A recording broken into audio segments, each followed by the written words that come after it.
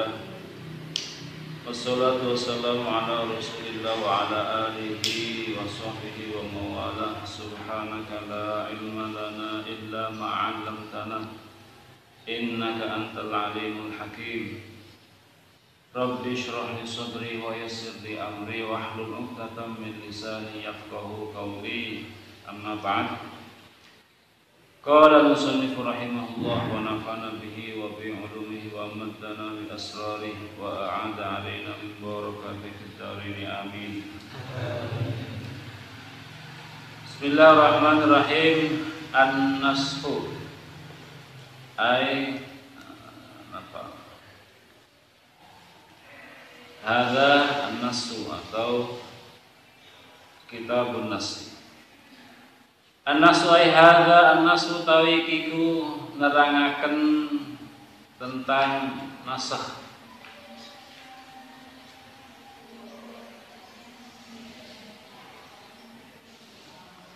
An-nasu tawi nasakh raf'u hukmin iku ngilangi hukum syar'iyyin kang bangsa syarak bidalilin kelawan nganggo dalil syar'iyyin kang bangsa syarak, sama-sama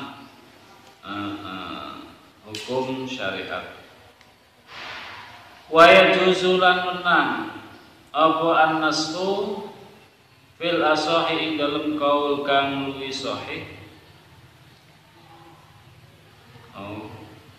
Lewat ya. Wa yajuzulan menang fil asahi ing dalem kaul kang luwih sahih apa sing menang naskhu ba'dil qur'ani, apa nasah atau busek sebagiane Al-Qur'an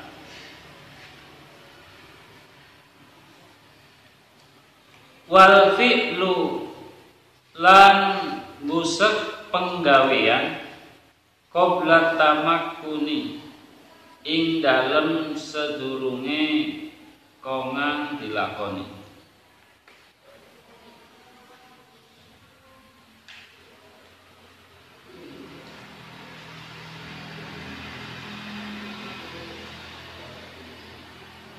Dalam kesempatan ini kita membicarakan tentang nasakh. Nasakh itu menghapus atau menghilangkan hukum, meralat ya. Tarif yang dijelaskan di sini raf'u hukmin syar'iyyin bi dalilin syar'iyyin. Menghilangkan hukum atau menghapus hukum syarak dengan menggunakan sesama dalil syarak. Berarti di sini sama-sama satu jalur, yaitu hukum syarak. Apakah itu nanti antara Quran dengan hadis atau Quran dengan Quran atau hadis dengan hadis, bisa juga silang antara Quran dengan hadis, hadis dengan Quran. Wa yajuzu fil asahi nasfu ba'dil Quran. Menurut pendapat yang lebih sahih bahwa sasaran nasakh ini bisa terjadi pada sebagian hukum dalam Al-Quran. Jadi tidak mesti hadis saja ya. Al-Quran juga terjadi nasakh mansukh.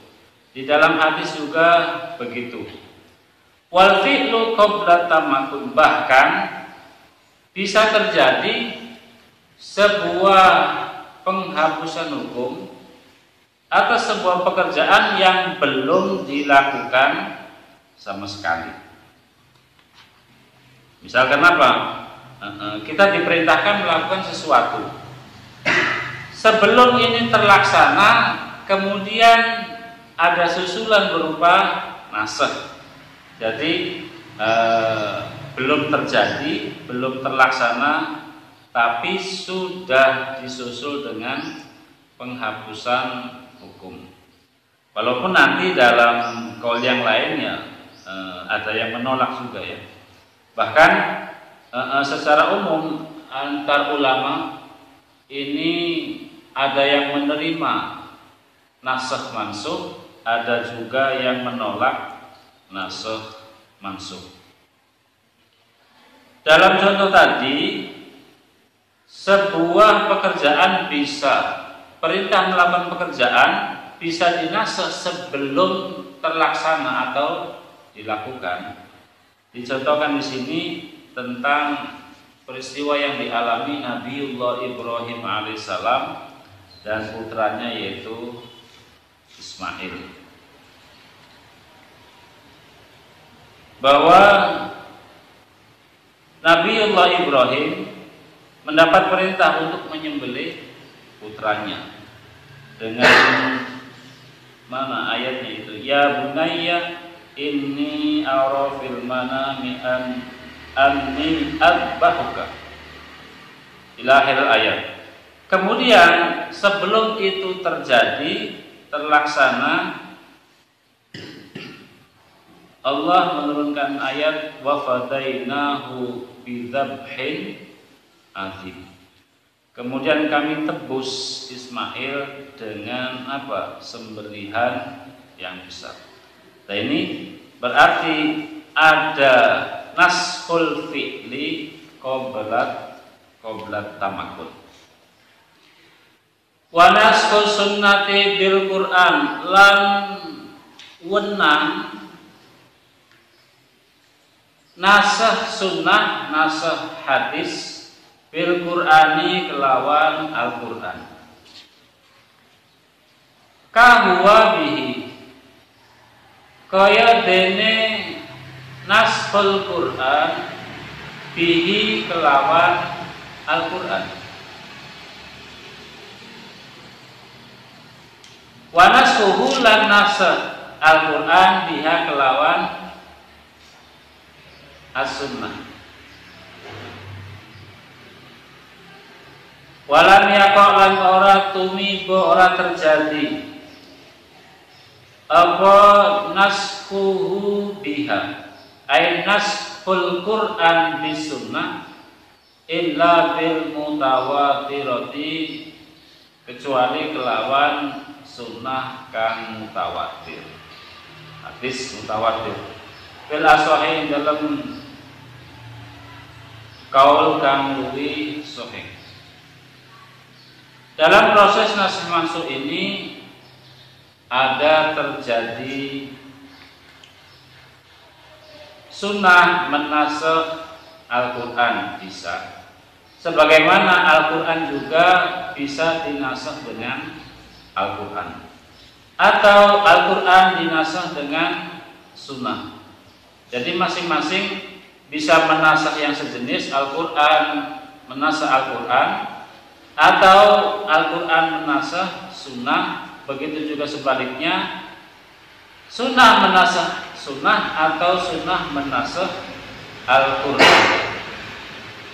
Cuma catatan untuk yang keempat, yaitu naskhul Quran bis sunnah, ini hanya bisa terjadi ketika menggunakan sunnah yang mutawatirah atau hadis yang mutawatir dalam pandangan kaul ashab.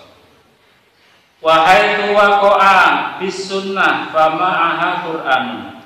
Wahai tu waqa'alan sekiranya tumiba terjadi apa nasakh Qur'an ya bis sunnati kelawan sunnah, fama'aha mongko iku sertane as-sunnah Qur'anun utawi Al-Qur'an abidun kang wataken laha maring sunnah.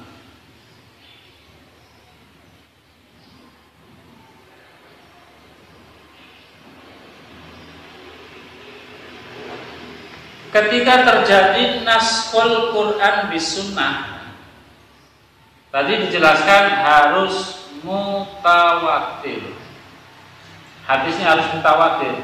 Karena apa? Seimbang, sama-sama mutawatir. Al-Quran juga disampaikan secara mutawatir, maka sunnah yang menasakh juga mutawatir. Di samping itu, sunnah bisa menasakh Al-Quran, maka juga harus disertai pendukung yang datangnya dari ayat Al-Quran juga. Jadi sunnah menasakh Al-Quran. Nah ini di samping posisi sunnah menasakh Al-Quran, juga ada ayat-ayat lain yang mendukung posisi sunnah sebagai nasikh. Jadi tidak murni hanya sunnah saja menasakh, tapi ada dukungan dari ayat lain tentang status nasakh tersebut. Apa tujuannya? Di sini yubayyinu tawafuquhuma, menjelaskan tentang keserasian antara sunnah dengan Al-Quran.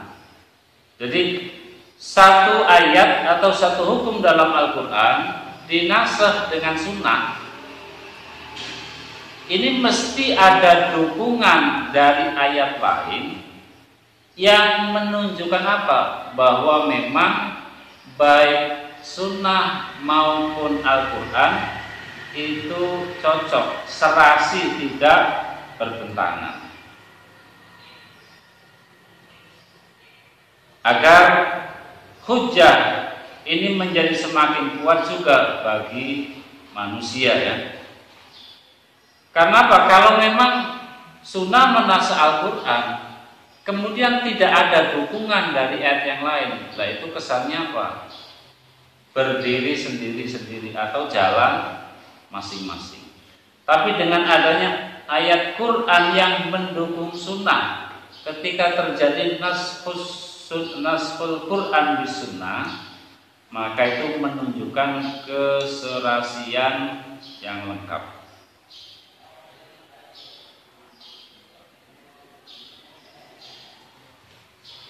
Au bil Qur'ani fama'ahu sunnatun. Au bil Qur'ani utawa terjadi naskhul sunnah bil Qur'ani kelawan Qur'an,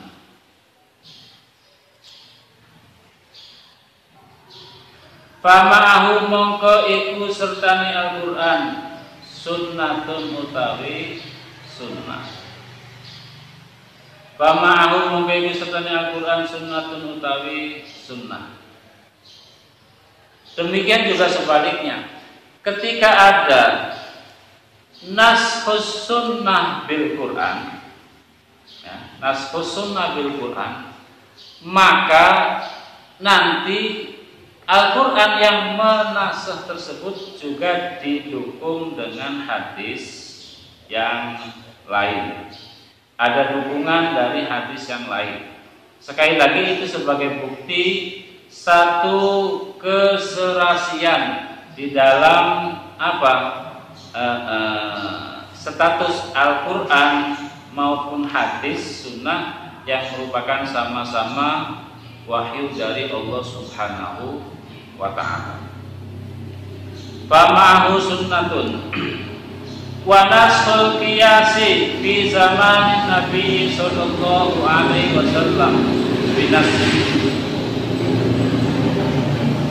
Wa naskhul qiyasi ay wa yaqau ya. Wa naskhul qiyasi lan nasakh qiyas fi zamanin Nabi ing dalam zamane Kanjeng Nabi Muhammad sallallahu alaihi wasallam. Binasin kelawan nas. Nas itu berarti Quran maupun hadis. Au qiyasin utawa kelawan qiyas. Ajla kang luwih jelas. Ajla kang luwih jelas.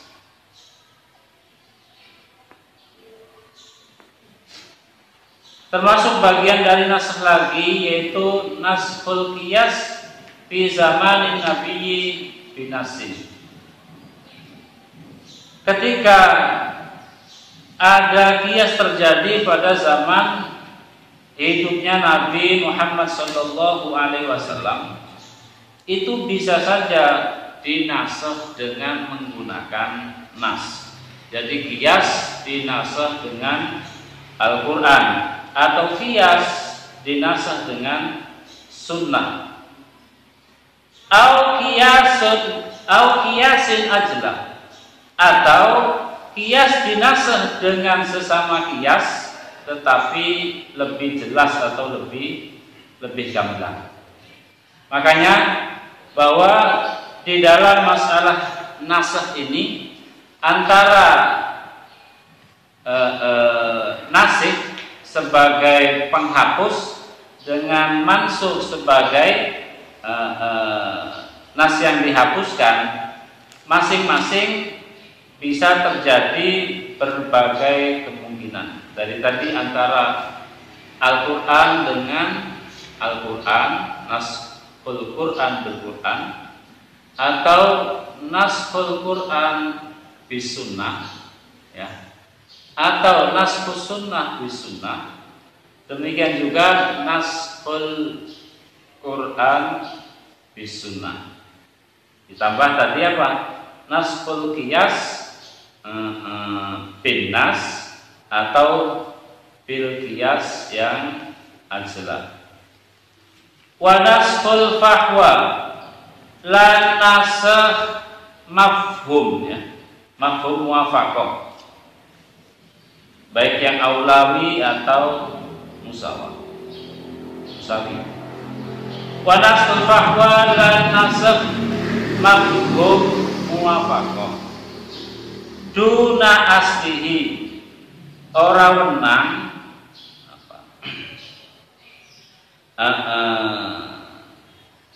asline fahwa yaitu al-mantuq.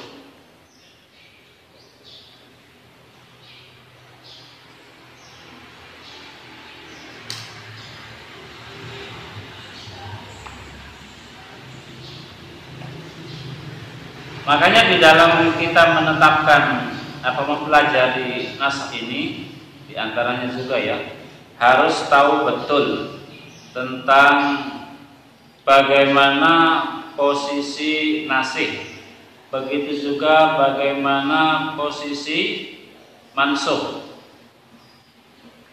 Yang jelas bahwa setiap ada peralatan sebuah hukum, meralat sebuah hukum, maka posisi nasikh tentu lebih ke belakang atau lebih baru daripada posisi mansukh, ya, lebih baru dari posisi hukum yang dinasakh.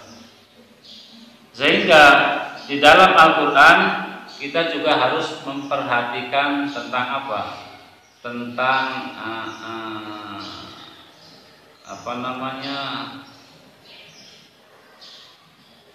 urutan ayat, ya, runtutan turunnya ayat, nuzulul Qur'annya.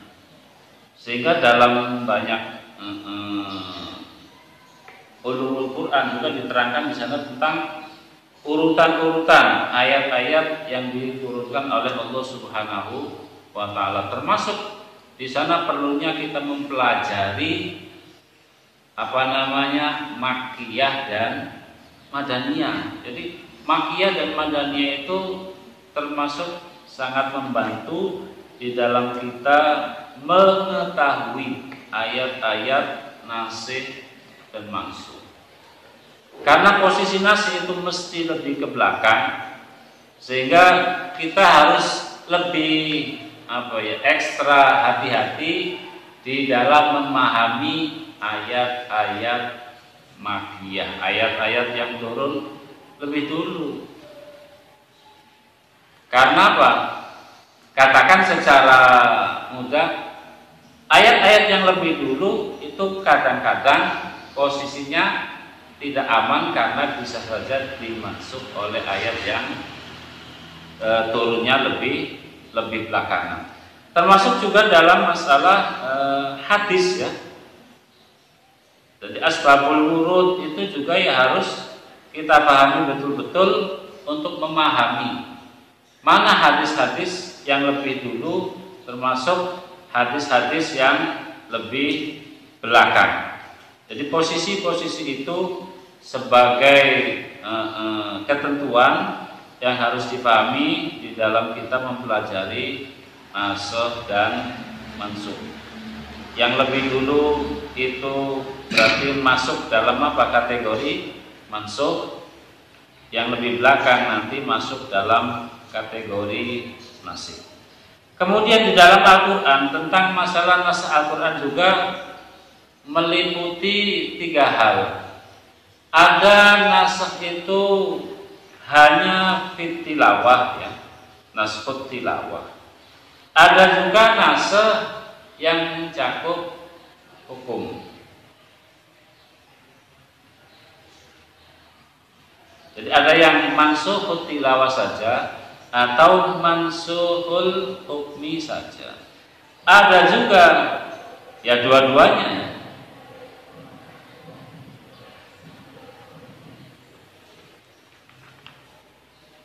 Jadi intinya 3. Mansukhut tilawah wal hukmi, katakan begitu, mansukh secara total tilawah dan hukum, atau mansukh tilawahnya saja, dan ada juga yang hanya mansukh hukumnya saja. Di sini dikatakan wa yajuzu fil asal nasu ba'dil Qur'an tilawatan wa hukman au ahadahuma dunal akhar. Jadi bisa saja yang dinasakh tilawahnya saja atau dan hukumnya, atau salah satunya saja tanpa menasakh yang lain. Berarti ada yang tilawahnya saja hukumnya tetap, atau hukumnya saja tilawahnya tetap.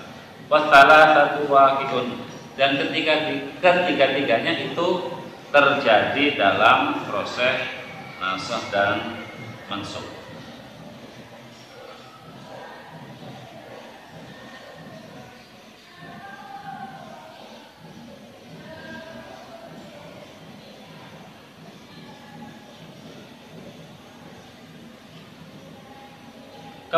Kemudian di dalam tadi apa? Berbagai kemungkinan naskh mansukh, ada naskhul Quran bil Quran, atau naskhul Quran bis sunnah, atau naskhus sunnah bil Quran, juga naskhus sunnah bis sunnah. Kemudian tambahan lagi yaitu dalam naskhul Quran bis sunnah harus sunnah yang mutawatirah, begitu. Dan lagi bahwa setiap ada sunnah yang menasakh Al-Quran, setiap ada sunnah menasakh Al-Quran, pasti ada ayat Quran lain yang mendukungnya. Jadi artinya ketika satu ayat dinasakh oleh sunnah, ini ada penjelasan lain yang bersifat mendukung atas nasakh tersebut. Jadi bahasanya akur gitu ya, nggak terus Al-Quran dinasakh sunnah terus yang ini menentang, nah, ini namanya nggak serasi. Jadi ada ayat yang dinasakh sunnah, maka ada ayat lain yang menjelaskan sebagai apa? Dukungan terhadap nasakh oleh sunnah tersebut. Atau juga sebaliknya tadi, ketika ada sunnah dinasakh dengan Al-Quran, naskhus sunnah bil Quran, fama'ahu sunnatun, maka secara pasti ada sunnah lain yang menjelaskan atau mendukung terjadinya nasakh Quran atau naskhus sunnah bil Quran tersebut. Jadi ini sekali lagi sebagai apa? sebuah bukti keserasian antara Al-Quran dan Sunnah untuk hujjah kepada kita, kepada manusia, bahwa kedua-duanya adalah apa? Minallah, atau kedua-duanya baik Al-Quran maupun Sunnah dari Allah Subhanahu wa Ta'ala. Sehingga antara satu dan yang lain saling mendukung, terjadi keserasian dan tidak terjadi pertentangan. Karena kalau tidak ada yang mendukung, nah ini bisa menimbulkan kesalahpahaman atau bisa menimbulkan pandangan-pandangan yang kurang baik. Li'alla yutawahama infiradu ahadima anil akhar. Jangan sampai antara Al-Quran dengan Sunnah dikesankan bahwa masing-masing berjalan sendiri-sendiri, tidak ada keserasian. Toh padahal kita yakin bahwa Al-Quran jelas itu kalamullah, makna walafdon. Sunnah juga meskipun itu adalah dari Nabi kita Muhammad Sallallahu Alaihi Wasallam, itu tetap dari Allah Subhanahu wa Ta'ala. Sebab dijelaskan bahwa beliau wa ma yantiqu anil hawa in huwa illa wahyu yuha, bahwa Rasulullah Shallallahu Alaihi Wasallam ketika menyampaikan apapun yang bersifat pentingnya, sesuatu yang berharga bagi manusia, pasti beliau dibimbing oleh Allah Subhanahu wa Ta'ala, tidak berasal atau tidak keluar dari hawa nafsu.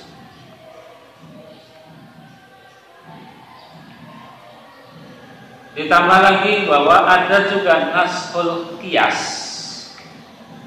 yang terjadi pada zaman Rasulullah Shallallahu Alaihi Wasallam atau ketika beliau masih hidup, dengan nashul qiyas bin nas. Berarti ini banyak lagi ya. Nashul qiyas bil Quran atau bis sunnah.